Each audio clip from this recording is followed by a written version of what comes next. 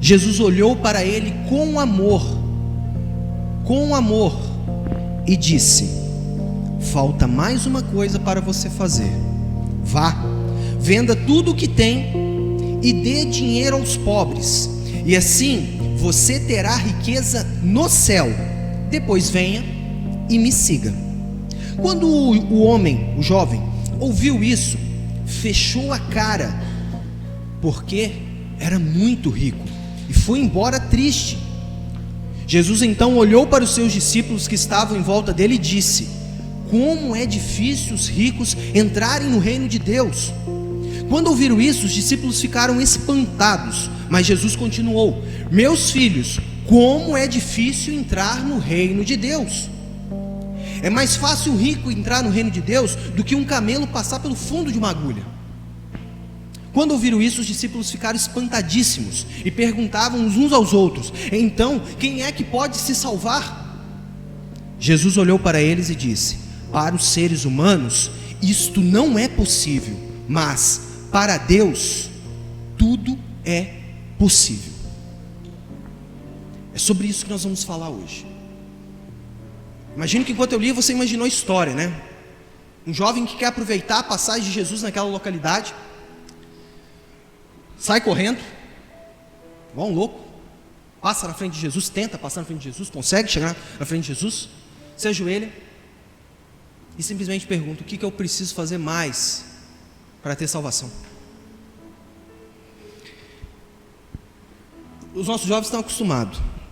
O que tem que ter nas palavras aqui? Uma pergunta.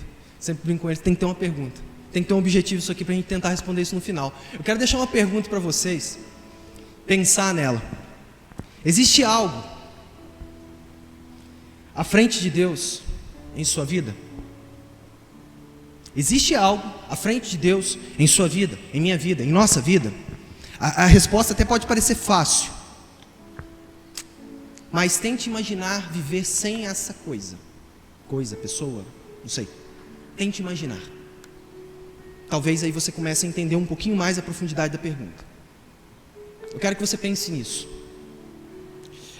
A salvação deve ser um assunto tratado com muita atenção e urgência, pois além de Deus, somente nós sabemos sinceramente aquilo que pode nos atrapalhar. O que mais me chama atenção é que um jovem rico, que cumpria todos os mandamentos, ele disse, Jesus não questionou, vamos considerar que é verdade, que cumpria todos aqueles mandamentos, me impressiona a forma como ele aborda Jesus, a forma como ele chega até Jesus, o desespero que ele chega até Jesus, seja para aproveitar a passagem de Jesus, mas enfim, para um jovem que cumpria todos os mandamentos, ele estava muito desesperado para chegar correndo e se ajoelhar. Eu imagino que além de Deus, ele já imaginava aonde estava o X da questão. Além de Deus, nós sabemos, às vezes nem o nosso cônjuge, pai, mãe, que muito nos conhece como jovens, pode saber tanto quanto nós, aquilo que pode nos atrapalhar, tirar o nosso foco do caminho da fé, do propósito que Deus tem para mim e para você. Ele procurou desesperadamente Jesus em público, e não era à toa. Ele sentia que faltava algo para ele, porque senão ele ficava satisfeito. Eu cumpro os mandamentos, é o que me basta, eu estou tranquilo, eu tenho certeza da minha salvação, eu cumpro os mandamentos. Mas não, a preocupação dele em público de fazer aquilo revela isso. Ponto positivo disso, ele reconhecia a urgência, a importância de buscar a salvação, de fazer o checklist. Eu aprendo isso. Às vezes eu, por exemplo, vários aqui de vocês, devem ter crescido no famoso berço evangélico, que cresce na igreja e por aí vai. E aí às vezes vai ficando uma rotina, vai virando uma rotina aquilo e vai. E às vezes a gente não se pergunta, ei, está tudo certo? Eu estou no caminho, eu estou no foco, eu cumpro os mandamentos, eu sou filho eu sou filho daquele, eu cresci na igreja, todo mundo da igreja me conhece, amém. Mas será que está tudo certo? Será que não tem alguma coisinha ali que pode nos atrapalhar? É o que eu imagino que acontecia com ele. E interessante que aí ele já chega mandando um elogio, né? Imagina, falar com Jesus naquela época devia ser difícil, então eu vou chegar e vou impressionar, porque aí ele vai me dar atenção, né? Bom mestre, excelente mestre, excelentíssimo mestre Jesus. O que eu aprendo aqui com a resposta de Jesus, assim, é que Deus, ao ouvir as nossas orações, Ele não precisa ser bajulado com elogios vazios, com frases decoradas. Ele só quer um coração sincero. Quando eu ligo para o meu pai, senhor Edismar Parma, pastor, oi pai, benção, tudo bem? É meu pai. Eu não preciso ficar bajulando meu pai para começar uma conversa com meu pai. Tudo que meu pai quer, filho, você me ligou? Diga, o que você precisa? Seja sincero para mim, fala. Eu imagino isso, Jesus olhando para ele e falando assim: por que você está me chamando de bom? Você veio nesse desespero para me falar que eu sou bom? Bom só um. Não precisa me abajular. Nós não vamos resolver isso no elogio. Então eu aprendo aqui que Ele só quer o nosso amor sincero, uma oração sincera. Eu sempre falo para os nossos jovens, não é o tempo, claro, quanto mais tempo a gente puder passar, adequar a nossa rotina, o nosso cotidiano para a presença de Deus é bom, mas eu falo em tempo de qualidade. Às vezes são 5 minutos do dia, 10 minutos do dia, mas que se nós passarmos em sinceridade na presença dEle, com palavras sinceras, às vezes em silêncio, aquela oração silenciosa, é o que o Pai precisa para completar o checklist no coração, e não simplesmente chegar com aquela retórica vazia perante Ele, reconhecendo que só há um que é bom. O primeiro passo ainda é a observância dos mandamentos. Também aprendo isso aqui. Depois nós vamos chegar no problema desse jovem, mas uma coisa é interessante. Antes de Jesus falar do problema dele, Jesus falava: você conhece os mandamentos, ou seja, os mandamentos são importantes. Se não fosse, Jesus não faria o primeiro teste com esse jovem. Jesus não ia se importar se ele estava ou não obedecendo os mandamentos. E o interessante é que eu não vou lá mais para Êxodo, mas em Mateus 22:37, não precisa abrir, vai dizer: Jesus respondeu: ame o Senhor seu Deus com todo o seu coração, com toda a sua alma e com toda a sua mente. Este é o maior mandamento e o mais importante. E o segundo mais importante é parecido com o primeiro: ame os outros como você ama a si mesmo.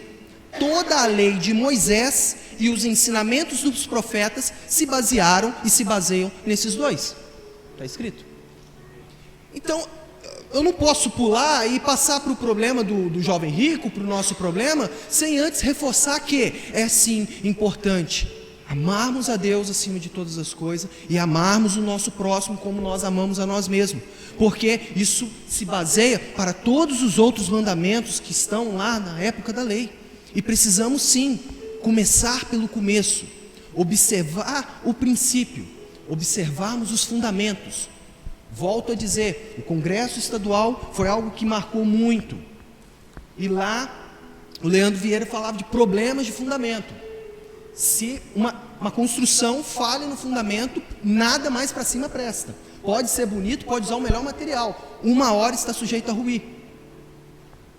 E vem falando com os nossos jovens: vamos cuidar com o nosso fundamento da nossa vida cristã, porque senão nada para cima, nenhum som mais bonito, nenhuma aparência mais bonita vai servir.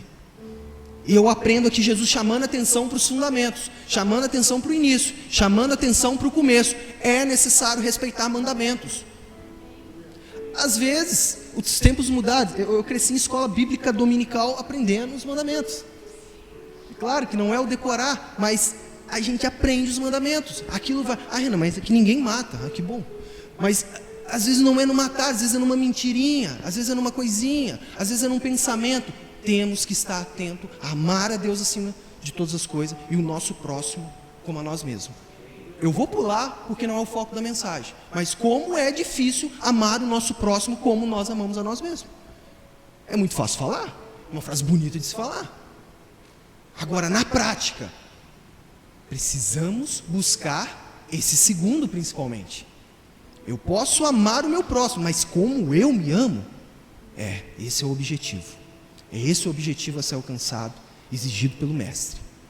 Mas, esse jovem rico disse que desde criança cumpria tudo isso. Então vamos imaginar que ele passou de fase, atraiu a atenção de Jesus, Jesus faz o primeiro teste com ele e ele passa de fase. Então, Jesus olha para ele com amor. Eu não sei o que diz a sua versão. Tem alguma versão que diz alguma coisa diferente? Não? A minha versão diz com amor. Jesus olha para ele com amor. Eu vejo aqui que um pai, ele jamais olhará para um filho com ódio ou sentimento oposto ao amor, para um filho que procura o pai buscando correção, buscando adequação. Eu não sou pai, mas eu sou filho. Se eu procuro meu pai, eu sinto que tem alguma coisa fora. Dá um conselho aí, pai, o que eu posso fazer para melhorar nisso? O que eu posso... Olha, eu acho que nenhum pai, em sã consciência, vai olhar com ódio para um filho desse. No mínimo, vai dar atenção, vai falar o que precisa. E Jesus, ao ver a preocupação daquele filho em se adequar às condutas dele, o final das condutas dele para alcançar a salvação, Jesus olha para ele com amor. Talvez Jesus estava com pressa, apertado por pessoas. Esse é o cenário que a gente sempre imagina Jesus, né? Andando apertado, muvucado de gente, um falando e outro querendo falar, e esse jovem prendendo a atenção de Jesus ali, e Jesus olha para ele com amor, porque estava amando o seu interesse pela salvação. Estava amando o seu interesse pela salvação. Não tenha medo de olhar, não tenha medo do olhar de Deus para você. Eu aprendo aqui que eu não sei o nível de tensão desse jovem ao insistir na conversa com Jesus, mas quando ele recebe aquele olhar de amor, eu imagino a tranquilidade dele. E eu aprendo aqui que não devemos ter medo do olhar de Deus para nós quando vamos para a presença dele buscar conserto. Devemos nos preocupar com a nossa reação. Como iremos reagir ao olhar constrangedor, amoroso do nosso Deus? Que o olhar do nosso Deus nunca seja um problema para nós, um temor para nós. E isso é a primeira coisa que às vezes bate na cabeça. Você pensa em orar, depois de tudo, depois do que aconteceu, enfim, primeira coisa que vem na cabeça: você vai orar? É sério mesmo? Você acha que você pode orar? É isso? Se fosse você não ia, porque olha, do jeito que você está, você acha que teu pai vai olhar para você do jeito... Não tenha medo do olhar do pai para um filho que busca conserto, de um filho que busca checklist para a salvação. Mas se preocupe com a nossa reação ao receber esse olhar. Por que estou frisando isso? Porque ao receber a resposta de Jesus, ele tem uma reação, de certa forma, inesperada. Para quem estava tão interessado, para quem passou tão fácil na primeira fase, ele tem uma reação muito inesperada. Mas antes ainda, tudo que um pai deseja é que um filho se salva. E para isso acontecer, ele não poderá deixar de falar diretamente aquilo que o filho precisa mudar. Um pai que tem a oportunidade de falar abertamente para um filho, eu falo isso porque alguns pais, enfim, jovens, às vezes chegam para mim e falam: Renan, eu não consigo ter uma conversa aberta com meus pais, seja por isso, seja por aquilo, eu não consigo, não tenho, eu me abro com meu amigo na escola, mas não vou me abrir com meu pai. Mas imagine que essa barreira é quebrada, e um pai tem uma oportunidade de ter uma conversa com o filho, e o pai vê um interesse sincero no filho, e ele tem a única, talvez, oportunidade, ele não sabe quando o filho vai parar para dar aquele momento para ele de novo. Pode esperar, ele vai falar o que precisa falar. Se você perguntar, se você pedir para Deus: pai, me molde.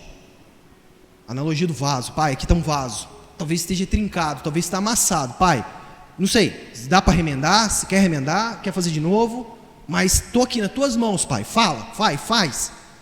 Ele vai fazer, ele vai falar, porque ele quer a tua salvação, ele quer o propósito dele na tua vida, porque ele sabe que é perfeito. E raramente, às vezes, prestamos atenção nisso. Espere, porque agora vem. Então, quando ele insiste em perguntar para Jesus, então Jesus vai falar. Falta mais uma coisa. Eu não sei se ele esperava que Jesus fosse meio político com ele, assim. Sério, você cumpre os mandamentos? Que legal, então vem comigo que está tudo certo. E aí ele ia crescer grandão, ia entrar na Jesus, porque ele é o cara que cumpre todos os mandamentos. Não, ele perguntou e Jesus respondeu. Se falta mais uma coisa? Sim, falta. Senta agora e ouve. Jesus foi direto, objetivo, com o dedo na ferida, e como filho de Deus, sabia a reserva do coração daquele jovem. Se queremos conserto, se queremos nos adequarmos à cruz, ao caminho da salvação, se há ferida, espere o remédio na ferida. Mas vai doer, Renan? Vai, mas sara. É aí que sara. Espere respostas diretas, objetivas, o conserto para a nossa vida. Às vezes a gente olha, lê a palavra, nossa, que pancada. Que pancada. Mas é aquela correção que um filho, uma criança precisa, e vai se lembrar dessa correção no bom sentido para o resto da vida, e depois passará essa correção diante do seu filho. Meu pai me corrigiu por causa disso. Às vezes é Deus querendo tratar conosco. Mas dói, Renan? Mas dói, mas é o caminho da salvação, é o propósito dele. Não é pegar o propósito dele, abrir e entrar. Não, você se adequa ao propósito dele. Deus certamente não pedirá mais nada e nada menos daquilo que precisa para adequar. Fique tranquilo. Se Jesus falou da riqueza daquele jovem, que era riqueza. Mas não foi muito longe, Renan? Não. Não faltou coisa, Renan? Não. Se Jesus falou da riqueza, porque era riqueza. Se Jesus está martelando algo, é isso. Não, é coisa da minha cabeça. Não pode ser isso. Imagina que eu vou pôr meu carro na frente de Deus. Não, imagina. Não, um carro. A primeira coisa que martela na tua cabeça é o teu carro. Não sei, estou só citando um exemplo aqui, absurdo. Sabe? Deus não vai pedir nada mais, nada menos daquilo que for necessário para se adequar ao caminho da cruz. Quer mesmo saber o que precisa mudar na sua vida para alcançar a salvação? Então busque com urgência a presença de Deus. Como aquele jovem, larga tudo, sai correndo, ajoelha, procura desesperadamente o Mestre. Esteja preparado para ouvir a voz de Deus. Não com temor, de medo, mas com respeito e com o anseio de ser corrigido, de saber, Pai, realmente, eu sinto que tem algo que está fora, e eu não quero mais perder um dia da minha vida longe do Teu propósito por causa disso. As coisas do meu jeito, da minha forma, com as minhas mãos, com as minhas forças, com a minha inteligência, é assim, é limitado. Mas no Teu propósito é perfeito. Eu quero isso para mim. Mas aí precisamos nos adequar. E o interessante é que quando Jesus dá a resposta para ele, a minha versão frisa cara fechada e coração triste. Cara fechada e coração triste. Ele fecha a cara para Jesus. Estava querendo saber tanto, estava tão desesperado. E agora ele fecha a cara para Jesus e sai triste, ou seja, com o coração triste.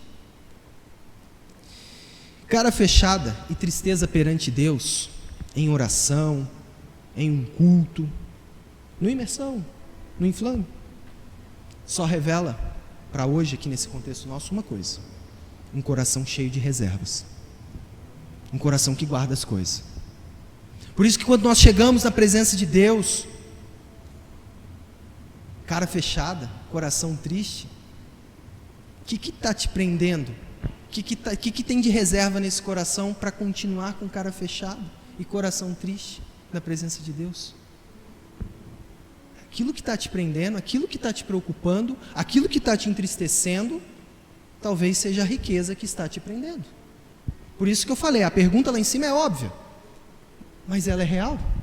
Às vezes ela acontece. Não devemos ter cara fechada e coração triste na presença de Deus. Porque isso revela um coração com reservas. Onde, em quem ou o que está o nosso coração? Há uns 2 imersões para trás nós falamos, né? Onde está o seu coração, ali está a riqueza. Isto é determinante para chegarmos ao Pai buscando salvação. Para o jovem rico, o dinheiro era o problema. E pelo menos naquele momento impediu que aquele jovem alcançasse ali a salvação. Não sabemos, né, o restante da história, se em algum momento ele aceita, se desprende dos seus bens, mas pelo menos nessa passagem ele foi embora com o coração triste e com a cara fechada. O dinheiro talvez pode até não ser um empecilho para nós.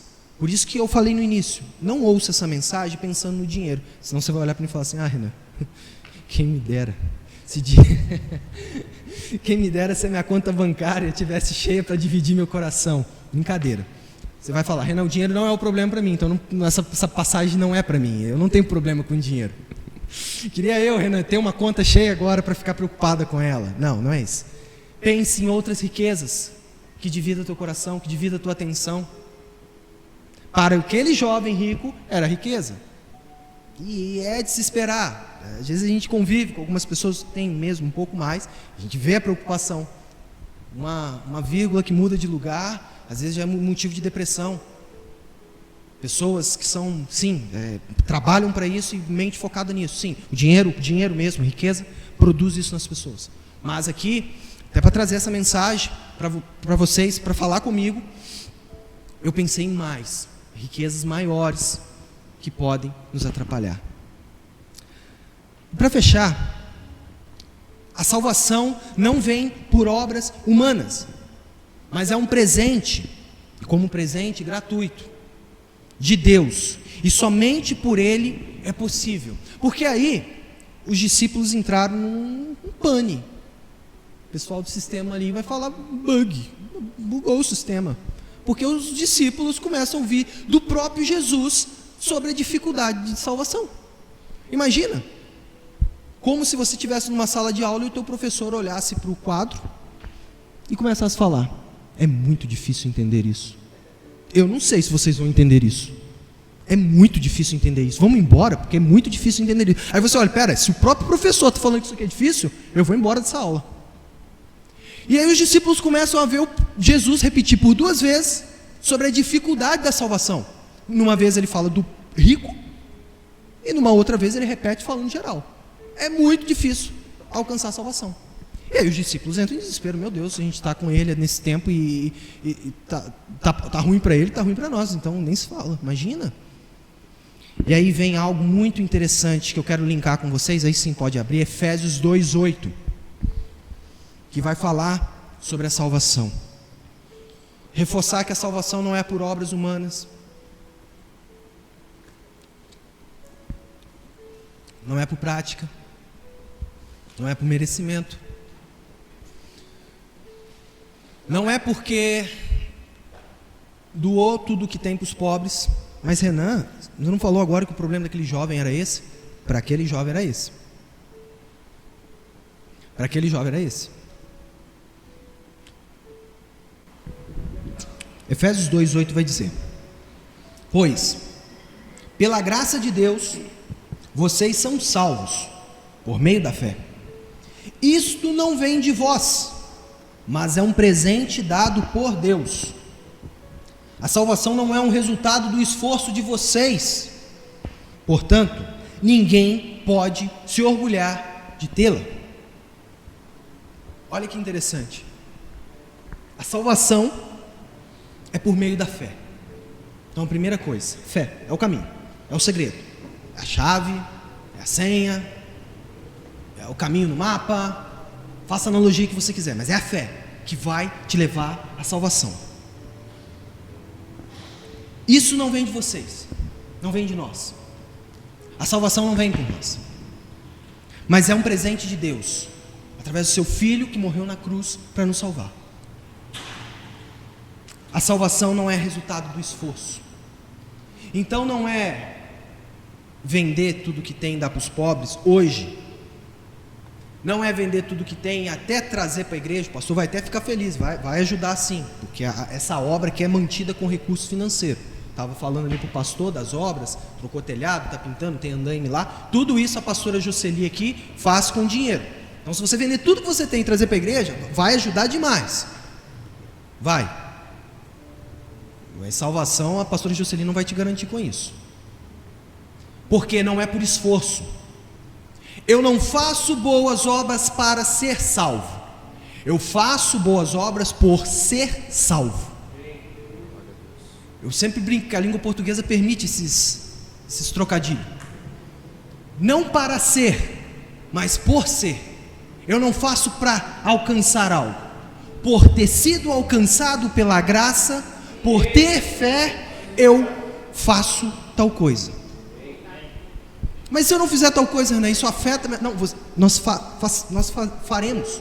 Porque é natural do salvo fazer as boas obras. É natural do salvo entender princípios como, por exemplo, dízimo e oferta, e saber que isso aqui se mantém com isso, e trazer. Então, ninguém compra a salvação, como às vezes falam, com dízimo e oferta, por exemplo. Só um tópico. Eu sou fiel a essa obra nessa terra por ser salvo, por ter sido alcançado. E aí começa a ficar mais tranquilo o problema lá dos discípulos, em saber então quem é que vai se salvar. A salvação estava com eles. A salvação estava tão próxima, né? E hoje está acessível para nós através da fé. Por isso eu concluo essa mensagem dizendo: priorize se adequar ao propósito de Deus a sua vida.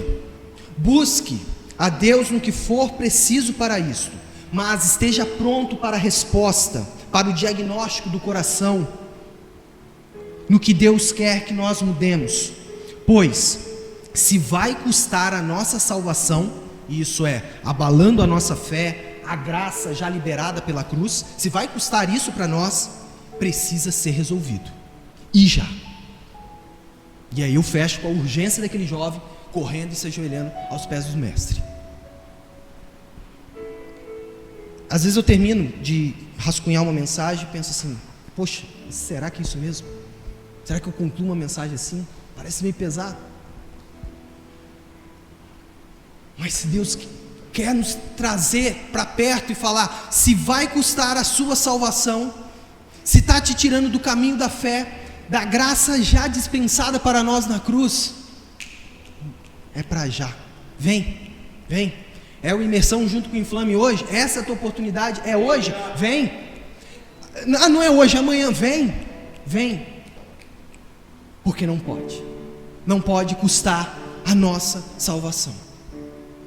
Chega de tentar dobrar a cruz à nossa coluna. Se nós temos que ir para a cruz com Cristo, como já estou crucificado com Ele, nem trouxe para não estender muito, temos que ir. Não adianta ficar dobrando a cruz, ela não vai se dobrar. Não adianta tomar o Cristo genérico, foi falado lá. Tem que ser original. Coloque-se de pé. Make me your vessel, make me an offering, make me whatever you want me to be. God, I came here with nothing, but all you have given me.